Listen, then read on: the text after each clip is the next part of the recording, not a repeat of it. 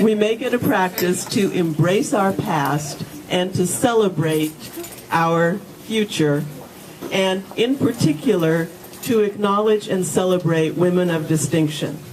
We recognize notable achievement during the prior year at our annual conference, the first night of the State Bar Convention, which this year is October 11th in Monterey. Please join us there if you can. And we take special pride in honoring women jurists, because part of the reason why California Women Lawyers was formed in 1974 was that at that time there were almost no women on the bench in this state. We present one award in the North and one award in the South, named for outstanding women jurists who were part of our history. Obviously the Rose Bird Memorial Award, which we are presenting tonight, and in the South, the Joan Dempsey Klein Award for one of our founders who is now the longest sitting justice on the district courts of appeal in this state. Nominees for these awards are evaluated for their excellence as jurists, for long-standing and/or groundbreaking public service, and inspiration to the women lawyers of California. Prior recipients of the Rose Bird Award include some absolutely stellar judges of both the state and federal courts: Joyce Kennard, Marilyn Hall Patel, Brenda Harbin-Forte, Emily Vasquez, Peggy Hora, Ramona Garrett, and last year, Isabella Horton Grant. Judge Becton well deserves to be included in the company of these stellar women. She meets and exceeds all of the criteria for the Rose Bird Award, as you will hear from the remarks of the speakers she has chosen and from the judge herself. And I'd now like to ask Nancy O'Malley, who is immediate past president of California Women Lawyers and president of the foundation, to welcome you as well. Thank you, Pat. So, I'm going to use my trial voice. Can you hear me? And I don't want the neighborhood across the street to hear me if I use the mic and the trial voice. So, I really want to thank you all for coming tonight and really echo the comments of Pat, our president. The California Women Lawyers Foundation was established in order for us to be involved in education and outreach to women, issues that affect women, the advancement of women in the law, and also issues that affect women and girls in our society. So we very proudly stand here today and join in the reception to honor Judge Becton. Very deserving award, and we're thrilled to be able to be here to give it to her. I will say, personally, I'm thrilled to be back in Contra Costa County. I see many friends, a couple of family members floating around, and I'm really glad to be here. And without further ado, we'll turn this over for the next speaker to start the program. Thank you very much. It's a special evening for us. I'd like to recognize Roxanne Brescia from our office, who coordinated this event for our firm.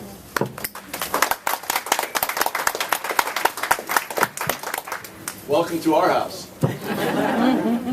This is a particularly meaningful event for me. I was a law school classmate of Rose Bird, University of California, Berkeley Law School, class of 1965. Also, having been born, raised, grown up in Richmond, I'd like to thank our honoree for her efforts and commitment and all that she's done for my hometown. Ann? Well, I hope that you won't mind my putting in a plug for our firm. I had hoped that in honor of our founding partner, Bill Whiting, I might be able to point out how committed our firm is to gender equity. But when I looked at the statistics, I realized that out of 28 employees, we only have 5 men. And out of 11 attorneys, only 4 are male. There is some equity in the partnership. There's 2 women partners and 3 men partners. But I was recently informed that my partner Andy Ross, who couldn't be here tonight, is having his man card revoked because he showed up with a bottle of wine at girls' night out. So we're all in need of membership in the California Women Lawyers, and a lot of us are joining, both men and women, and we're pleased to look forward to working with you. Thank you.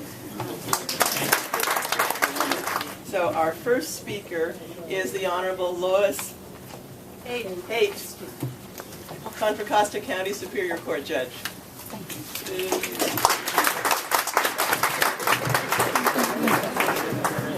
Where is our honoree?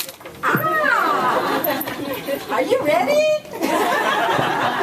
This is so much fun. All right. I am really pleased to be here to speak. I have known Judge Becton since she was appointed to the bench in 1995. I was listening at her swearing-in ceremony to her friends and her family talk about her, and I thought, I've got to get to know this lady, and I did. And then I listened more, and I thought, I'm going to love her, and I do. Judge Becton is a jewel. She is just one of the best. She embodies every attribute that you'd ever want in a judge, and that you'd ever want in a friend, or that you'd ever want in a colleague. And on a personal side, she has the same attributes. As a sister, where's Carol? As a sister, where's Kevin? As a mother, and as a daughter, she has all these wonderful attributes. She currently has the dubious honor of being the presiding judge of our court. Now, I say dubious because it's great prestige, but is accompanied by enormous, challenging work. She presides over 47 judicial bench officers, some of whom believe they are accountable only and answerable to God and CJP. She assigns duties, responsibilities. She determines which court and where her colleagues will sit for 2 years. However, she does this only after personally going out and talking individually to each judge, finding out their preferences, their concerns, their abilities. You know, the old Lincoln quote, anybody or most people can stand adversity, but the true test of character is how they handle power. And she handles it well. She presides over the executive committee that determines and makes policies and decisions that bind our entire court. She represents our court at numerous AOC meetings. I say numerous AOC meetings, Board of Supervisors meetings, and hundreds of other meetings throughout the county and state. She makes presentations, speeches, introductions on behalf of our court, and also calls the master calendar at 8:30 a.m. sharp every morning. And when a family emergency or illness happens to a colleague, she rushes down to fill in for their court. She is handled, I believe, almost every type of case in our courthouse, from juvenile to probate to family law to civil to criminal. She is a judge for all seasons. Judge Becton is usually one of the first to arrive at work and one of the last to leave. She answers questions from colleagues and staff, handles complaints, quiets internecine little troubles and squabbles and battles among bench officers and staff. But then, like Ginger Rogers, who did everything that Fred Astaire did, but backwards in high heels, she comes to work every day with pearls, looking like a Vogue model, with a smile on her face, a cheerful disposition, and if you ask her, how do you like your job, she will say with a big smile, I love it. She is gracious and charming, smart as a whip, but too smart to show it, too wise to flaunt it. She is underestimated sometimes, but only the first time. She is often praised. She has an ear for all and cares truly about her colleagues and their lives, their losses, their children, their work, their problems, their health, and their desires. She has a calming demeanor that diffuses so many escalating issues, and a sense of humor and a laugh that lights up the room. In short, and I know I haven't made this very short, but Judge Becton is the best. I know I speak for our court that we just love her as our presiding judge. We love her as our leader, and she is a born leader. So congratulations, Judge Becton.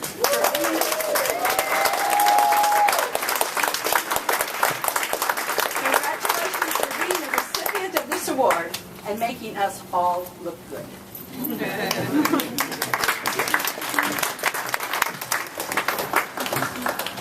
Our next speaker is Justice Carol Corrigan, who sits on the female majority California Supreme Court. Like Nancy, I'm going to use my trial voice too, because I don't get a chance to very often. It's terrific to be with California women lawyers this evening, and you know, when you think about it, the last 100 years or so have been really amazing in the history of American women. It wasn't really all that long ago that Clara Faults had to sue Hastings to force them to let her study law there. When many of our mothers were born, women could not vote in this country. And of course, Rosa Parks turned a page of history when she just wasn't going to give her seat up on that bus. All of us stand on the shoulders of these giants who have made our personal and professional lives that we are so lucky to enjoy possible. Dinah Becton carries on the vision and the inspiration of these remarkable women. And just as an aside, I'm glad to see that just like Margaret Thatcher, the pearls are non-negotiable. You have heard and will hear more about her wonderful professional accomplishments and all that she does for the community. But we all know that even more important than any list of achievements is the person who stands behind them. It is the character of Dinah Becton that lies behind the list. It is her character by which we recognize that she stands so comfortably in the company of those women who have accomplished so much before us. It is her character that fuels her passion to give back and to be such an outstanding bench officer. It is her character that makes her one of those excellent judges who really understand that intersection between the head and the heart, which is where real justice lies.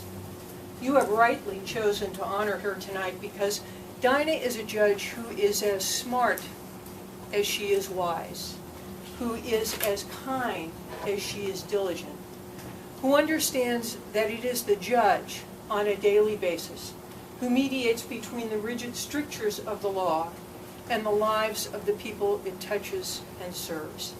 So congratulations to all of you who have had the wisdom to so aptly choose her for this award, and congratulations to you, Dinah. You make us all proud of you.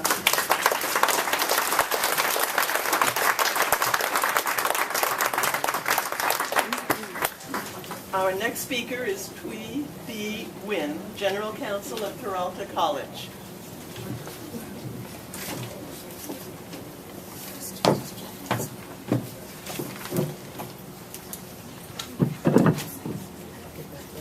Good evening.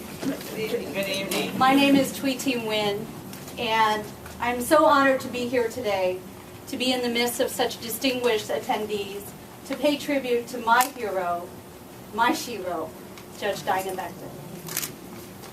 When I think of Judge Becton, I am reminded of a saying. It is when we forget ourselves that we do things which will be remembered. Judge Becton is an extraordinary individual. What strikes me most about her is her grace and humility. More than 10 years ago, I met Judge Dinah Becton at an event at Castlemont High School. Judge Becton and I are both graduates of Castlemont High School, which is a poor inner-city school in East Oakland.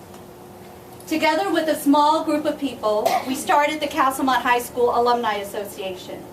She served as a founding board member, and I served as its first president.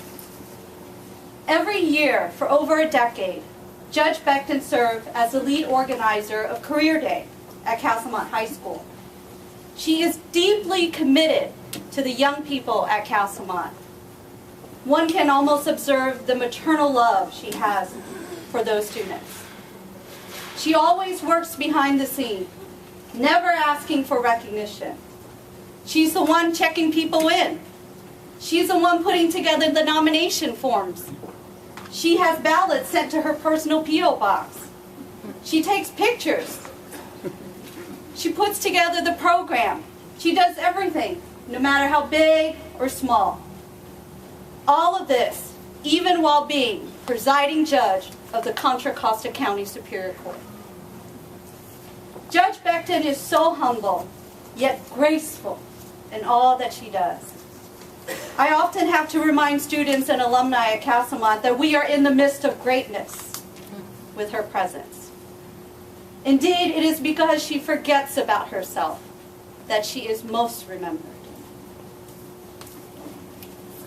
In 2007, Castlemont High School Alumni Association inducted Judge Dinah Becton into its Alumni Hall of Fame and bestowed upon her its highest honor, the Distinguished Knight in Shining Armor. When she can you see it? Although there would be pearls outside, right? When she received her award, she spoke very movingly about being a single mother while attending law school and how a group of women came together to help her finish school.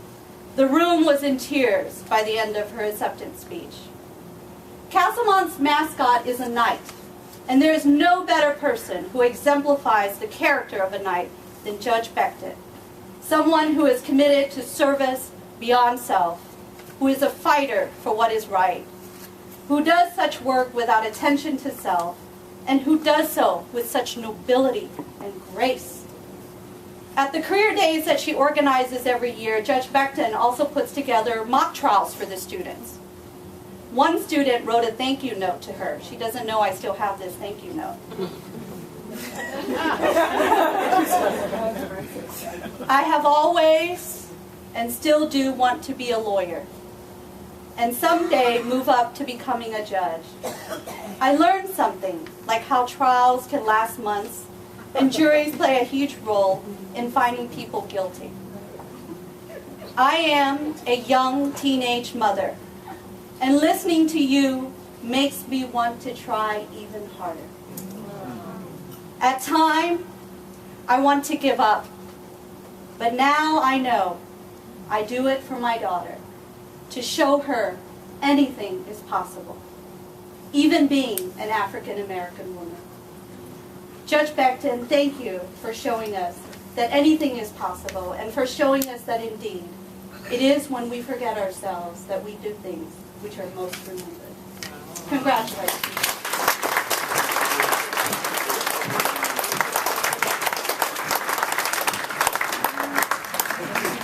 Our next speaker is Justice Martin Jenkins from the District Court of Appeal.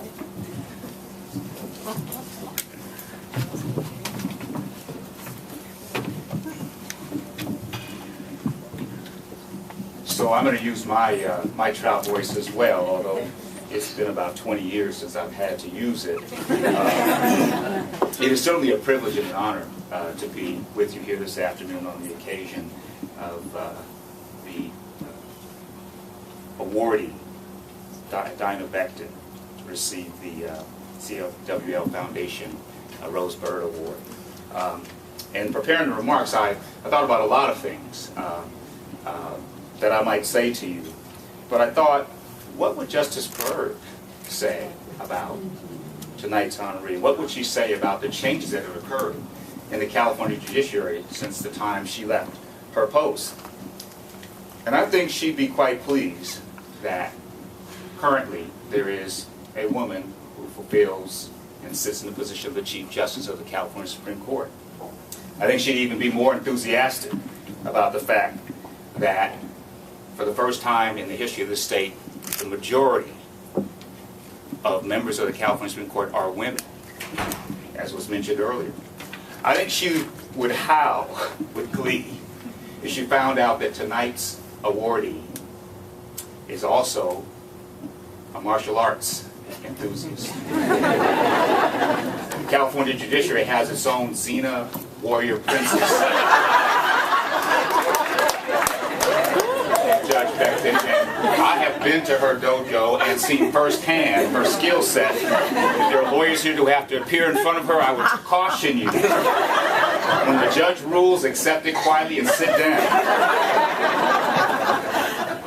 And I think she'd be elated by tonight's awardee's recipient of the award that bears her name, because Judge Dinah Becton really is a fulfillment of Justice Burr's dream for diversification in the California judiciary. I met her 20 years ago, more than 20 years ago now, although I bear the marks of those 20 years, she does not. I was a newly minted municipal court judge, and the first trial I had on the Muni Court, my clerk came in and said, we've been sent a trial, it's a breach of contract action. I said, have the lawyers come in. The lawyers came in, there was a gentleman, and there was this fine woman. And I said to myself, now, the robe doesn't divest us of our predilections. And, I can't let this other side know that, in fact, that I am captivated by this woman. But I was captivated by more than her looks. I was captivated because she was smart, and she was thoughtful, she was warm, and she was civil. She was well prepared. And the persuasiveness of her arguments garnered for her the victory that she so richly deserved in that case. And because I am such a generous person with my time, having nothing to do with the way that she looked, I invited her back so that I could give her some pearls of wisdom about how well she had performed. That led to what has now been a 23-year friendship. Obviously, I'd be conflicted because she couldn't appear in front of me anymore because of the way that I felt about her. But that friendship has held me in good stead. I like to think it's held her in good stead. I knew then she'd make her mark on our profession. And what a mark she has made. She's done so through her participation in the Access and Fairness Committee that seeks to diversify access to our courts and diversify the judges who sit on our courts and the lawyers who practice in our courts. But for me, the accomplishment that most, in my view, qualifies her for this award, aside from the fact that she's a fabulous judge, is her commitment to her community. And it's that I'd just like to talk about for just a quick 30 seconds or so. Because Dinah works tirelessly in her community, children, adults alike, disadvantaged, and those who just need a gentle push forward. She's there to help them achieve their dreams, in most instances to help define them. And whether it's a law day at the ends of high school, or Castlemont, as we heard a little earlier, or even a sermon at her church, many of her church members are here, Judge Dinah, as she's affectionately referred to, is always there for everyone, always taking care of the needs of everyone over her own. And let me just be a little presumptive here and express an opinion about why I think she is such a zealot for helping others. I believe each morning when she gets up and she looks in the mirror, she sees a judge. She sees a mother. She sees a colleague to her many colleagues are present here. She sees a friend to so many. But she also sees what she refers to all the time is that little skinny-legged girl from East Oakland who made good. And in that moment, every morning, recreated for her is a reminder of the journey she has traveled from that place in East Oakland to the place that she stands here tonight, in a job, in a position, with influence and power that she exercises so well and with such humility. And she's also reminded that that community that raised her, that there were so many supports. The members of her church, her mother and father, her grandmother she speaks to so eloquently, always told her, yes, you can, when others told her, no, you can't. And so that's what motivates Dinah. You don't have to look far to know that about her. I started these remarks by saying it would be interesting to talk and speak to, venture an opinion about what Justice Byrd would think about tonight's honoree. I never had the opportunity to meet Justice Byrd, but I have a friend who knew her well, in Justice Joyce Kennard. And Justice Joyce Kennard spoke these words at Chief Justice Byrd's funeral, memorial service rather. I'm confident you'll agree with me. The words apply with great force to tonight's honoree. Justice Kennard said then, Justice Rose Byrd was a strong, brilliant, yet caring human being who gave her heart to the law. She's a woman who sought, through her commitment to the law and her community, to give hope to the disadvantaged, that equal treatment under the law was their birthright, and that their dreams were achievable. Congratulations, Dinah. I can't wait till the next time we're gathered, because we know that God is not through with you yet, and He has much more for you to do.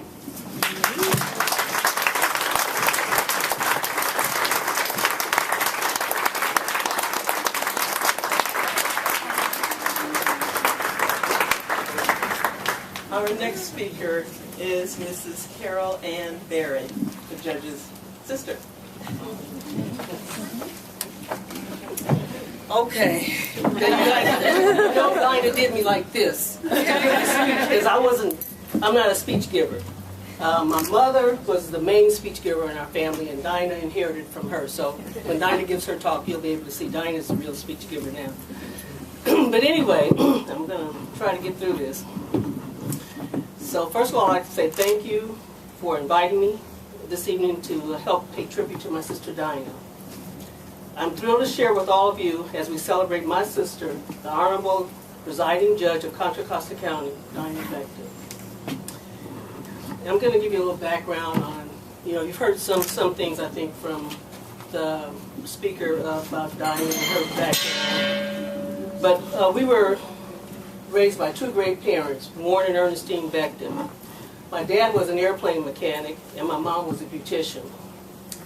Dinah is the youngest of three girls, and we were known around East Oakland, in our neighborhood, and probably some other neighborhoods, as the Becton girls. Our parents taught us to be honest, not to be afraid of what others thought, and to always respect other people. We were also taught to work hard. A popular saying in our family from my grandfather was and still is, a little piece of your own is worth a whole of somebody else's. So we were kind of raised with that idea. You couldn't beg, borrow, or steal. You had to get your own. We were also taught the value of an education, and we all enjoyed reading in our family. Of course, our parents wanted us to know that we could do anything as long as we worked hard and reached for it. We learned a lot about giving back from watching our parents and our grandparents. Our grandmother was humble, a quiet woman, and she used to feed what we call the hobos in West Oakland a long time ago. Our mom, she was very active in the church, and she was a lay minister among her many jobs at the church. She also worked tirelessly to raise scholarship money for the youth in our church to attend college. And she did this through the Business and Professional Women of Allen Temple Baptist Church, which she was a long-time member. My dad, he loved gardening. He had a huge garden in my grandmother's and grandparents' yard, and he always shared his crop freely with the neighbors. He also liked to barbecue, and anytime we were in any kind of event or whatever, me and Dinah and my other sister, my dad would barbecue, just to celebrate. Dinah learned all of the lessons from our parents very well. And as Tweed was saying, she's been involved with the Calsamont High School Alumni Association. She's also involved with mentoring many young people. Some of you guys are probably here tonight. And she mentors while they're in school, and then when they get out of school, she provides help in getting jobs for them when she can. When Dinah was young, she was a big talker in our family. And if anybody knows Dinah, you know she likes to talk. She used to talk a lot. And she also liked to argue about everything. And I'm older than Dinah, so I was quiet and shy then, so I just kind of let her have her way. I couldn't do anything with her. So my mother, she used to tell Dinah, your mouth is going to get you in trouble. And she also often said to Dinah, not just my mother but other people, she said, you would argue with the signpost. So in Dinah's teen years, she said she wanted to be an attorney. And so I said to myself, I guess all that talking and arguing is finally going to pay off. Because that was really Dinah, and she was just cut out to be an attorney. She always wanted to be an attorney. So Dinah didn't take the easy road to law school. She, initially when she went to law school, she was married and she had 2 young sons. One of them is here, and he was one of the baddest ones out of the group. And she attended law school as she worked full-time, and she also attended law school at nighttime, which was pretty hard. And our family gave her a lot of support as well as other people. Our family is very proud of Dinah today, not just because of her professional achievements, but because she is truly a loving and caring person. And I'm proud to call her my sister, and we are really best friends. Thank you.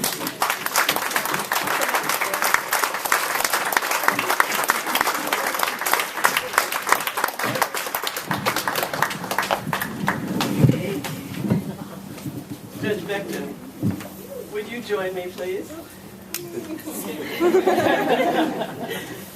It's my pleasure to present to you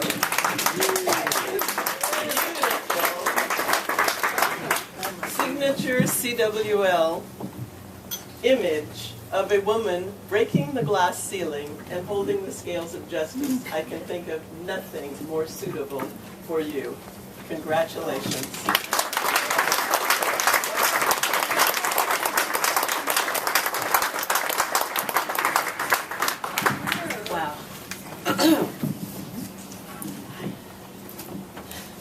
Thank you.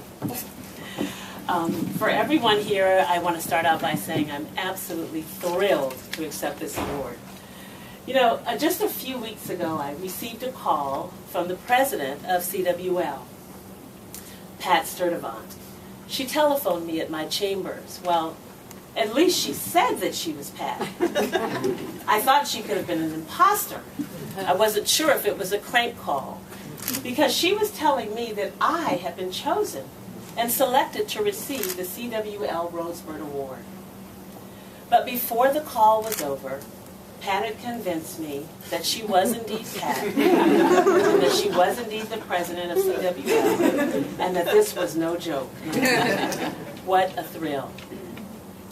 After the call, I took just a few moments to recall the names of the past recipients of the Rosebird Award, many of whom are here tonight.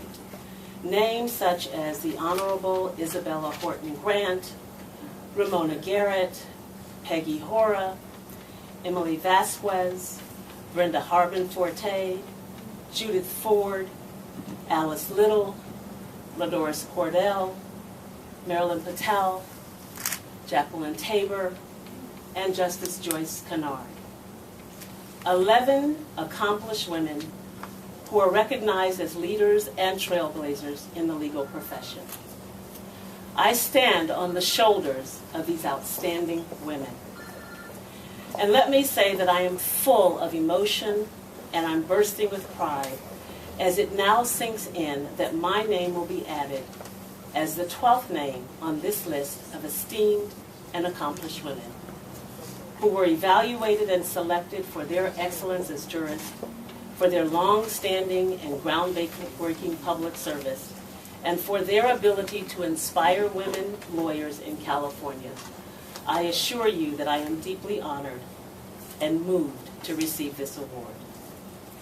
Now, California women lawyers is to be acknowledged today, and you're commended for all that you do to promote the advancement of women in the legal profession, and in taking the lead as an advocate for the concerns of women in our society. California Women Lawyers is the only statewide bar association for women that maintains a primary focus on advancing women in the legal profession. CWL, you have raised the bar for all of us, and you are an invaluable resource for the professional advancement of women lawyers. Thank you, California Women Lawyers. I appreciate and thank you for the magnificent plaque that perfectly exemplifies all the work that you do as leaders and advocates for the concerns of women in our society, and it touches me deeply to be so honored. I shall place this beautiful plaque and keep it in my valued possessions for a very long time. Thank you. I am so happy to be here today, surrounded by my family, my colleagues, mentors, and friends, and by all of you. And I want you all to know that I am deeply grateful that you are here today. I thank from the bottom of my heart each of you who spoke on the program tonight. Justice Carol Corrigan, I want to thank you so kindly for your remarks. I had an opportunity to serve on a panel discussion with her earlier. I wasn't going to say this, but I have to say she was described then as a wild woman. I don't know exactly what they meant by that, but I thank you for being here. Justice Martin Jenkins, I so appreciate you. And I want to thank you for encouraging me 20 years ago to put in my application for a judgeship. Thank you for being my mentor and my friend. And Judge Lois Haight, thank you for your wonderful remarks. I can remember when I was sworn in to this office, I really didn't know Judge Haight at the time, but I just recall her sitting in the very front row with tears rolling down her eyes. I kept wondering why this person that I did not know was crying. But I have come to find out and to know her and to treasure her, not only as a colleague, but as a friend. And Tui, what can I say? Of course, she did mention to you that we graduated from the same high school. Of course, she's about 30 years after me. And she is quite a mover and a shaker, and I'm so glad that we've been able to work together towards the good of Castlemont. And of course, my sister and my best friend, Carol Berry, who is here with her husband and my very favorite brother-in-law, Glenn Berry. I would like to thank and acknowledge all of my colleagues who are here from the Contra Costa County Superior Court and all of the esteemed jurists who are here from the appellate courts and all of the surrounding counties. I want to thank the Contra Costa County Bar Association and Black Women Lawyers of Northern California for your faith in me. I certainly want to take just a moment to appreciate all of the sponsors and the committee members who worked so hard to make this event possible. And I especially want to thank Robin Pearson, who was designated as my personal liaison to the committee. And I thank you for our morning phone calls, which we had each morning.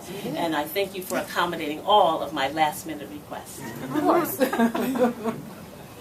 I can't mention everyone that's here today, but I certainly want to mention two people who keep things running very smoothly for me every single day. My staff, Diane Lynn, who's here, the presiding judge's clerk, and also Sandy Walden, our reporter, who's somewhere in this room. Thank you both. I appreciate you. There are so many special women who are here tonight who have been my friends for a very long time, and I want to take just a moment to recognize them. Starting with a group of 5 friends that I have known for over 50 years. All of them cannot be here tonight, but they are represented by my very dear friend Lana Butler, who is here tonight, and I thank you. There's another group of women who have supported me and just been my friends for many, many, many years. And these women are here, a group of 9 women called the Inner Circle Sisters, and I want to thank you for being here as well. I can't even tell you about them. It's nice to know that they are so quiet. And And I also want to thank and support my spiritual support team, the Sisters of Bethlehem, and I especially want to recognize the woman that I affectionately call my church mother, Mama Gigi.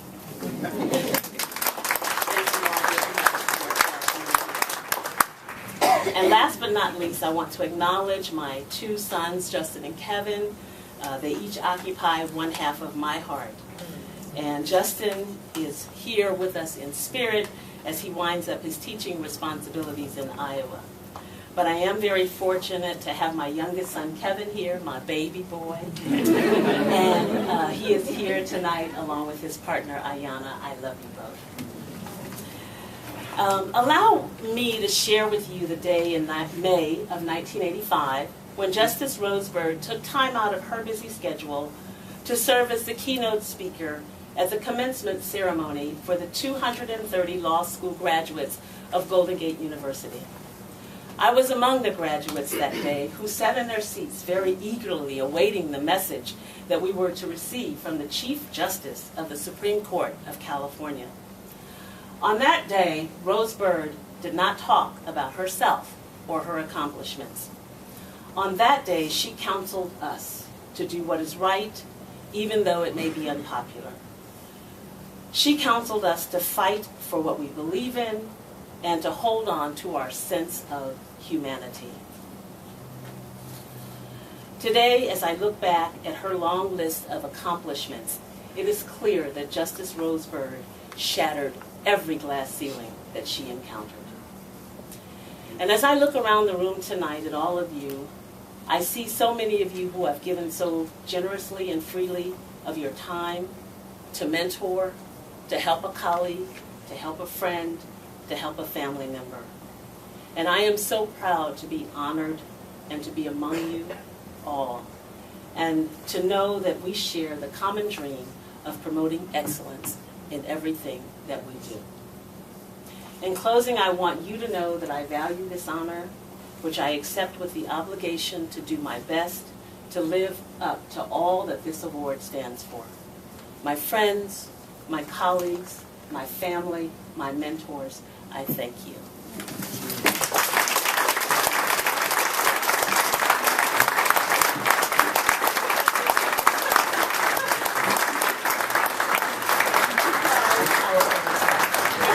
It is not only California women lawyers that want to honor Judge Becton, but the California legislature as well. Do we have a representative? Please come forward. Hi, good evening, everyone.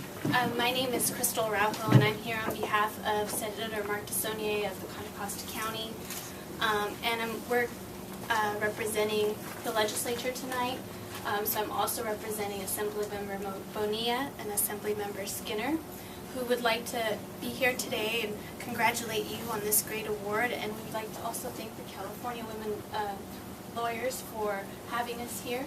So thank you so much for all your work. Thank you for everything you've done. And we have a resolution for you. Congratulations.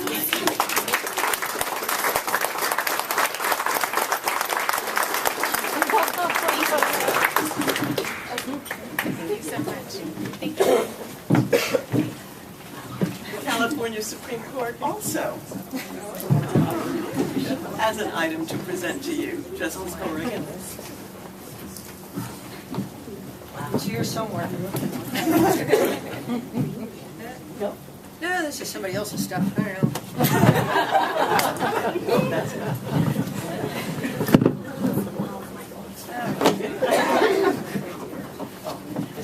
No. It's not my job. Okay.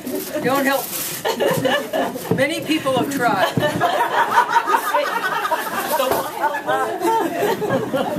No, the chief is very sorry that she can't be with us tonight. You know, they don't let me represent the court very often. Pretty wise. From the Chief Justice, we have a commendation from the chief and from the entire court. And even though they don't let me speak in public very often, I do want to say that we are all so very proud of you. And we are all so blessed to have you as such a wonderful representative of our judicial family. So congratulations.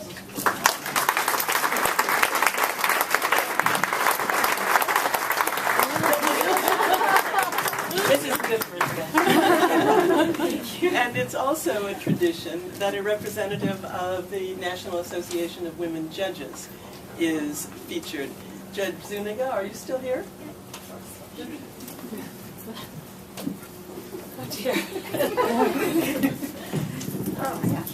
You know, the irony of this is usually the district director that Dinah was elected this year actually gives this presentation, but we all thought it'd be a little too tacky to have her give her own. If you're going to write the article, I'm not doing it. Here it is.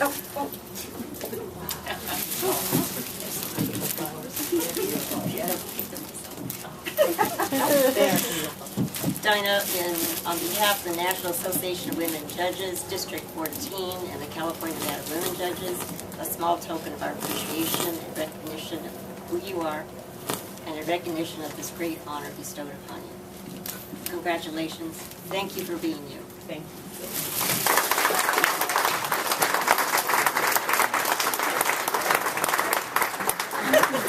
Okay, I promise. She's just giving me another job. Okay, thank you. Thank you all for coming. This has been a fabulous event. I am so glad that you all joined us to celebrate this wonderful, remarkable woman. Please do follow and Fallon's suggestion. Join CWL. There's a lot of work to do. We still don't have parity on the bench. We don't have pay equity. And we need more judges of diversity. We are working on those issues, so please join us. Follow us on Facebook. We have a LinkedIn group, and we can carry this energy forward to follow in Judge Becton's footsteps. Thank you again for coming.